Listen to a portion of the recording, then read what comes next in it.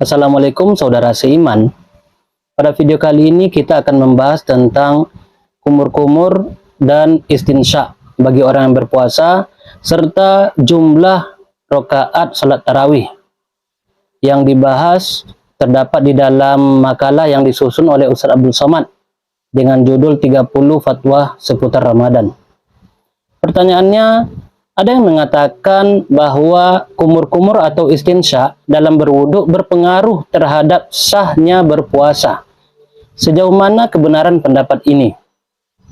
Ustaz Abdul Somad menjelaskan berdasarkan fatwa ulama, kumur-kumur dan istinsya dalam berwudu adalah sunnah menurut mazhab Abu Hanifah, Imam Malik, dan Imam Syafi'i. Wajib menurut Imam Ahmad yang menganggapnya sebagai dari membasuh wajah yang merupakan perintah.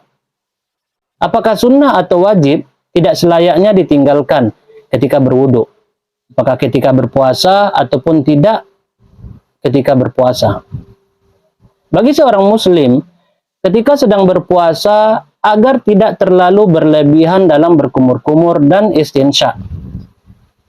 Tidak seperti saat tidak berpuasa. Dalam hadis disebutkan yang artinya apabila engkau istinsya maka lebihkanlah kecuali jika engkau sedang berpuasa.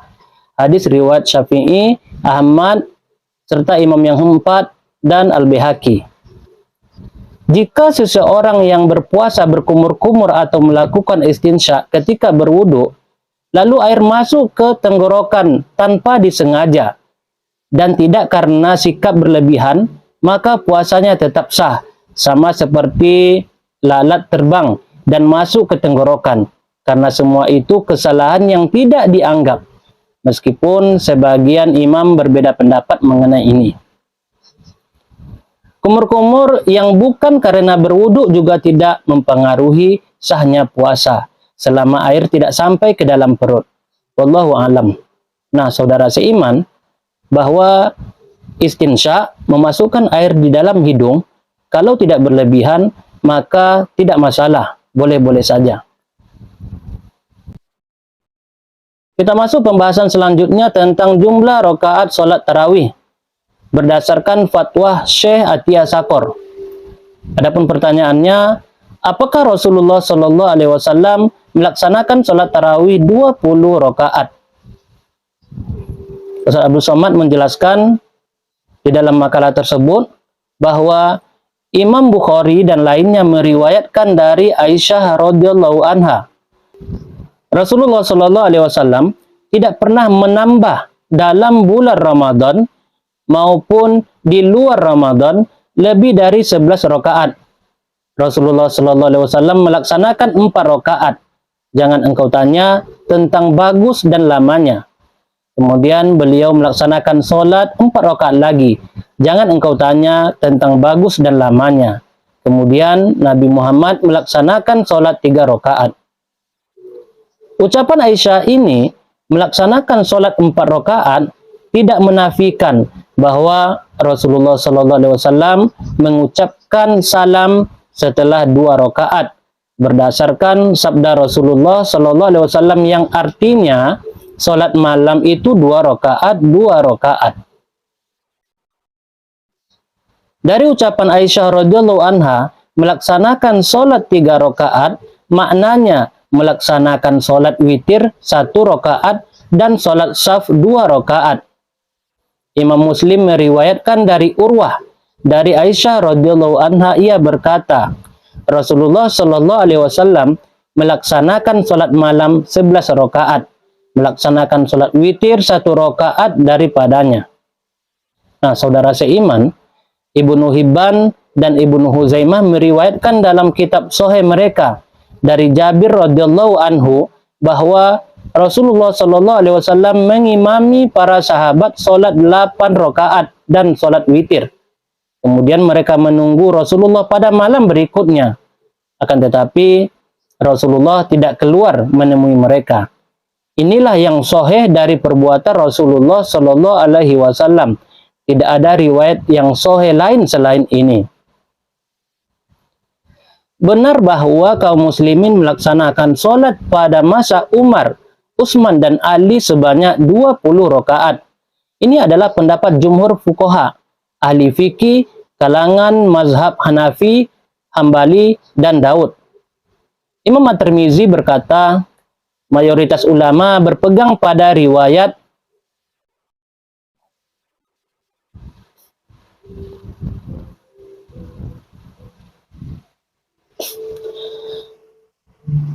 saudara seiman, Imam At-Tirmizi berkata, mayoritas ulama berpegang pada riwayat dari Umar, Ali, dan lainnya dari kalangan sahabat bahwa mereka melaksanakan sholat tarawih 20 rakaat.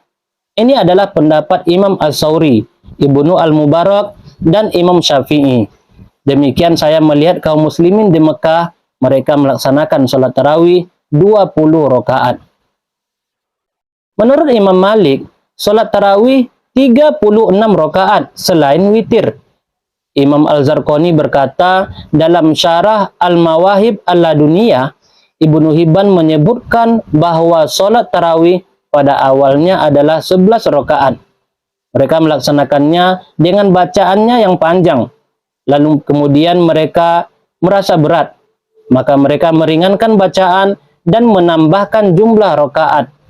Mereka melaksanakan 20 rakaat selain sholat saf dan witir dengan bacaan sedang. Kemudian mereka meringankan bacaan dan menjadikan jumlah rakaat menjadi 36 rakaat selain sholat saf dan witir. Kemudian mereka melaksanakan sholat tarawih seperti itu. Saudara seiman, demikianlah Al-Hafiz Ibnu Hajar Al-Asqalani berkata, setelah menggabungkan beberapa riwayat, perbedaan tersebut berdasarkan kepada panjang dan pendeknya bacaan. Jika bacaannya panjang, maka jumlah rakaat sedikit. Demikian juga sebaliknya. Demikian juga menurut Imam Ad-Daud dan imam lainnya. Kemudian Al-Hafiz menyebutkan bahwa penduduk Madinah melaksanakan sholat tarawih 36 rakaat untuk menyamai penduduk Mekah.